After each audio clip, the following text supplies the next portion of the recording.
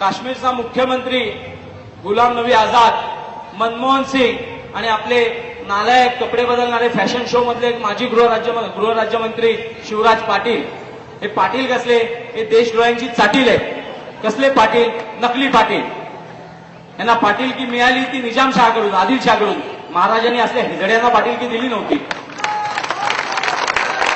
त्या शिवराज पाटील, मनमोहन सिंग यांच्या अध्यक्षतेखाली ते पॅकेज आले, आतंकवादी दिलासा पॅकेज. त्या पॅकेजचा अर्थ असा आहे, भारताच्या सीमेवरती आपल्या प्राणांचं बलिदान केलेल्या सैनिकांनी जे अतिरेक्यांशी लढताना धारातीर्थी पडले आहेत, त्यांच्या बलिदानाची पर्वा न करता त्यांच्या हातून जे अतिरेकी मारले गेले आहेत, त्या अतिरेक्यांच्या विधवांना भारत सरकार पेन्शन चालू करते. लक्षात घ्या, भारत सरकार अतिरेक्यांच्या विधवांना पेन्शन चालू करते आणि त्यांच्या देशद्रोह्यांच्या त्या कार्ट्यांना स्कॉलरशिप म्हणजे शिष्यवृत्ती चालू करते. आणि हे पॅकेज फक्त काश्मीरी अतिरेक्यांसाठीच आहे. कारण काश्मीरी अतिरेकी कोण आहेत? कोण आहेत काश्मीरी अतिरेकी? आणि त्या दाऱ्या गुरवाळण्यासाठी भारत सरकारने आतंकवादी दिलासा पॅकेज आणले. त्या आतंकवादी दिलासा पॅकेजमध्ये अतिरेक्यांच्या विधवांना पेन्शन चालू करतायत. अतिरेकींच्या विधवांना पेन्शन द्यायला मनमोहन सिंगाने आपल्या आईकडून पैसे आणले आहेत का? बापाकडून पैसे आणले आहेत का? हा पैसा तुमचा आणि माझा आहे. हा पैसा या भूमिपुत्रांचा आहे. देशात काबाड कष्ट करणाऱ्या या कष्टकरी वर्गाचा आहे. देशात आत्महत्या करणाऱ्या त्या गरीब शेतकऱ्यांचा आहे. पण त्या गरीब शेतकऱ्यांना द्यायला यांच्याकडे पैसा नाही. नकली योजना आणायच्या आणि पैसे गायब करून टाकायचे, कागदोपत्री योजना राबवायच्या. पण आता आतंकवादी दिलासा पॅकेज दिला जात आहे. या आतंकवादी दिलासा पॅकेजला आज विरोध झाला नाही तर पुढच्या 20 वर्षामध्ये अतिरेक्यांची सत्ता असेल आणि तुम्ही सगळे गुलाम असाल. तिथे शिवजयंती करायला बंदी असेल. तुम्हाला आतंकवादी दिलासा पॅकेज या भारतात राबवलं गेलं तर चालेल काय? विचार करा की आपल्या सैनिकांच्या आया निपुत्रिक झाल्या आहेत. कित्येक पत्नी विधवा झाल्या आहेत, वीरपत्नी विधवा झाल्या आहेत. कित्येक मुलं अनाथ झाली आहेत. मुंबईत बॉम्बस्फोट झाले. मुंबईत बॉम्बस्फोट झालेल्या, बॉम्बस्फोटात मेलेल्या तरुणांच्या विधवांना द्यायला सरकारकडे पैसा नाहीये. त्यांच्या मुलांच्या शिक्षणासाठी त्या विधवांकडे, गरिबांकडे पैसा नाही. कित्येक आया निपुत्रिक झाल्या आहेत. कित्येक मुलं अनाथ झाली आहेत. कित्येक बायका विधवा झाल्या आहेत. पण त्यांच्यासाठी पैसा न देता अजमल कसाब नावाच्या देशद्रोही ढेकणाला सांभाळण्यासाठी, पोषण्यासाठी 31 कोटी रुपये वर्षी खर्च केला गेलाय. वर्षाला 31 कोटी रुपये. आणि त्याच्या देशद्रोहाच्या त्या अजमल कसाबच्या डोळ्यावरती सर्जरी करण्यासाठी 1.5 कोटी रुपये खर्च केलाय. महाराष्ट्र सरकार चालवत असलेल्या राज्यकर्त्यांच्या आईच्या लग्नामध्ये काय तो आहेर मिळालेला पैसा होता काय? तुम्ही हा विचार करा. आज जर आपण हिंदुत्वाच्या नावावर एकत्र झालो नाही, हिंदू राष्ट्रवादाचा पुरस्कार केला गेला नाही, भगवा ध्वज दिल्लीत फडकला नाही, तर तुमचा देश देशद्रोह्यांच्या हातात गेलेला असेल. या देशाचे विभाजन किती झालं? लोक म्हणतात भारत आणि पाकिस्तान एक विभाजन झालं. चूक. या देशाची विभाजन किती झाली बघा. बामियांचा अफगाणिस्तान झाला. तिथे भगवान बुद्धांच्या मूर्त्या फोडल्या जात होत्या. भगवान बुद्धांच्या मूर्त्या तोफा लावून फोडल्या जात होत्या. आणि आमच्या इथले राज्यकर्ते फक्त माशा मारत बसले होते. कोणी काही करत नव्हतं.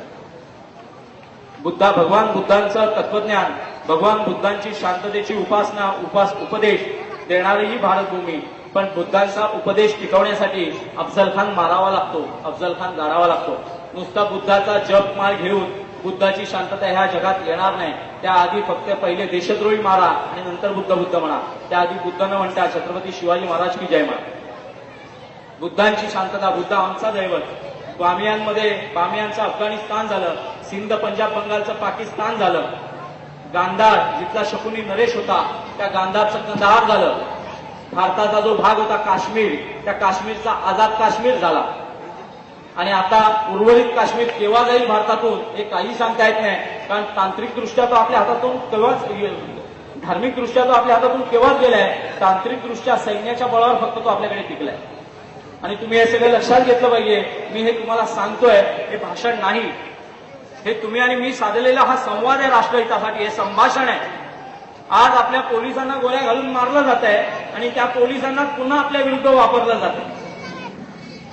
करकरे हुतात्मा झाले, शंका येते त्यांच्या हुतात्म्याविषयी. करकरे वारले, करकरे मारले गेले. करकरेंना वाटलं तरी असेल का एवढं मोठं राज्यकर्त्यांची लुगडी आपण धुतोय पराक्रमाने, पुरुषार्थाने, पण त्याच मुस्लिमांच्या लांगुल चालण्यासाठी राज्यकर्ते आपला वापर करतायत. त्याच देशद्रोही लांड्यांच्या हातून आपल्याला मरण येईल. आणि त्यांचं दुर्दैव इतकं मोठं की त्यांना अजमल कसाबच्या हातूनच मरण यावं. म्हणजे बघा, निष्पाप निरागस साध्वीचा छळ मांडला असताना आज साध्वीची अवस्था अशी झाली आहे की तिला स्वतःच्या खोट्यावर उठून बसता सुद्धा येत नाही. तिच्या मणक्यामध्ये गॅप आलाय.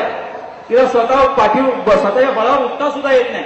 अशी दयनीय अवस्था केली, अशी शारीरिक अवहेलना केली. आणि त्यात अजमल कसाबला आमच्या पोलिसांना संरक्षण द्यावं लागतंय. बॉम्ब प्रूफ गाड्या, बॉम्ब प्रूफ जेल, 31 कोटी रुपये वर्षाला खर्च. काश्मीरमध्ये हिंदू निर्वासिताचं आयुष्य जगतायत. मगाशी सांगितलं 10 बाय 10च्या खोल्यांमध्ये नवविवाहित जोडपी सुद्धा आणि त्यांचे आईबाप सुद्धा.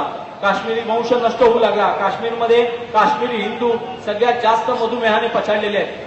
कारण कोंबड्यांची खुराडी बांधावी तसे रेफ्युजी कॅम्प बांधले आहेत आणि काश्मीरमधल्या हिंदूंना तिथे ठेवलंय. काश्मीरमधल्या अतिरेक्यांच्या विधवांना पेन्शन मी तुम्हाला सांगितलं. आज ते पेन्शन देत आहेत का?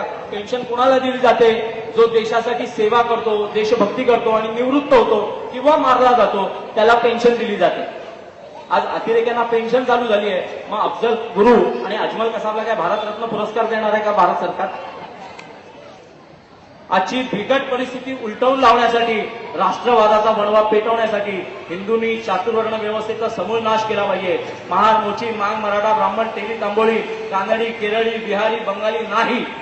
आम्ही फक्त हिंदू आहोत. आमची एकच भाषा हिंदू, आमचं एकच राष्ट्र हिंदू राष्ट्र, आमचा एकच प्रांत हिंदुत्व, आमचा एकच ध्वज भगवा ध्वज.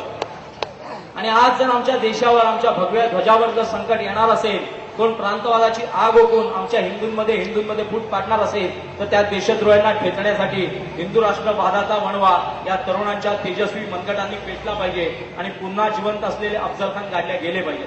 अफजल खान मारले गेले पाहिजे. 350 वर्षापूर्वी मारलेल्या अफजल खानाविषयी महाराष्ट्र सरकार इतकं संवेदनशील आहे, तर आज देशामध्ये जिवंत असलेल्या अफजल गुरूंसाठी ते काय काय करतील ते बघा. आणि त्यासाठी 90 कोटी हिंदूंनी आक्रोश केला पाहिजे, आंदोलन उभारलं पाहिजे. देशात 90 कोटी हिंदू आहेत.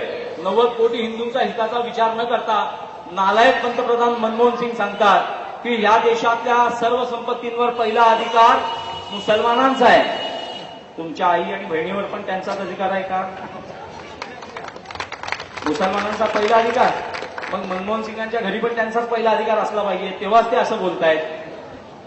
या साधन संपत्तीवर, या देशातल्या प्रत्येक कणावर, या देशातल्या प्रत्येक पैशावर पहिला अधिकार आहे तो हिंदूंचा. आणि हिंदूं व्यतिरिक्त कोणाच्या घशात जर इथलं धन ओतलं जाणार असेल तर त्याचे घसे तर फाडू, पाजणाऱ्याचे हातही तोडू आणि खाणाऱ्याचा कोथळा पुन्हा बाहेर काढू. तुम्ही तरुणांनी एक शपथ घेतली पाहिजे की ह्याच्या पुढे आम्ही चातुर्वर्ण व्यवस्था मानणार नाही, प्रांतवाद मानणार नाही, भाषावाद फोडून टाकू, ठेचून टाकू. आमच्यामधली जाती व्यवस्था, उच्च नीचतेची घाण आम्ही मुळासकट उपटून फेकू आणि केवळ हिंदू म्हणून या देशात आयुष्य जगू आणि या देशाला पुन्हा पवित्र हिंदू राष्ट्र असा वारसा देऊ. की आज मुसलमानांचे चोचले पुरवण्यासाठी राज्यकर्त्यांनी वाटेल त्या योजना राबवाव्यात आणि आम्ही त्या सहन कराव्यात. हे आतंकवादी दिलासा पॅकेज नाही आहे, ही LIC आहे, लाईफ इन्शुरन्स विमा पॉलिसी आहे, जीवन विमा पॉलिसी. जीवन के बाद भी, जीवन के साथ भी, जीवन के बाद भी. अतिरेक्यांना सांगितलं जाते आणि काश्मीरी अतिरेक्यांना खास करून ही विमा पॉलिसी लागू केली आहे. तुम्ही जिवंत असेपर्यंत अतिरेकी संघटना पैसा पुरवतील आणि तुम्ही मेल्यानंतर तुमच्या देशद्रोही बायकांना आणि देशद्रोही कार्ट्यांना भारत सरकार पोसेल. बिनधास्त लढा, लवकरात लवकर कत्लेआम मांडा, जिहाद करा आणि जिहाद जितक्या जोरात करा तेवढ्या सवलती भारत सरकार देईल. अमेरिकेच्या वर्ल्ड ट्रेड सेंटरवर हल्ला झाल्यानंतर अमेरिकेवर एकही हल्ला पुन्हा झाला नाही. लंडनची भुयारी रेल्वे बॉम्बस्फोटाने उडवल्यानंतर लंडनमध्ये पुन्हा एकही हल्ला झाला नाही. पण भारतामध्ये पुन्हा हल्ला होतोय. त्यामागचं कारण आहे की भारतामध्ये देशद्रोह्यांची पिल्लावळ असल्यामुळे ते देशद्रोही बाहेरच्या देशद्रोह्यांना आमंत्रित करून इथे जिहाद नावाचं तंत्र वापरलं जातं आणि त्या जिहादने आमच्या हिंदू स्त्रिया विधवा होत आहेत, आमची लहान लहान मुलं अनाथ होत आहेत, आमच्या बहिणी विधवा होत आहेत, आमच्या माता निपुत्रिक होत आहेत, आमचा देश उद्ध्वस्त होत आहे. आमच्या देशाच्या राज्यघटनेची सुधारण्याच्या नावाखाली ती राज्यघटना नष्ट करण्याची षडयंत्र राज्यकर्ते आखतायत आणि मुस्लिमांना आरक्षण देण्याची भाजी लाड आणि नालायक नीच देशद्रोही कृत्य करतायत. आणि त्या मुस्लिमांना आरक्षण देण्यामागे यांचा काही शुद्ध हेतू नाहीये. आपल्या देशात खैरलांजीसारखी अजूनही प्रकरण होत आहेत. देशाची अवहेलना होते, जाती व्यवस्थेचे वाईट प्रथा अजूनही पाहिल्या जात आहेत. अजूनपर्यंत ते संपूर्ण संपलं नसताना देखील मुस्लिमांना आरक्षण, मुस्लिमांचं कल्याण करताय, मुस्लिमांचं कल्याण करत नाही. पुढची 5 वर्षाची सत्ता टिकावी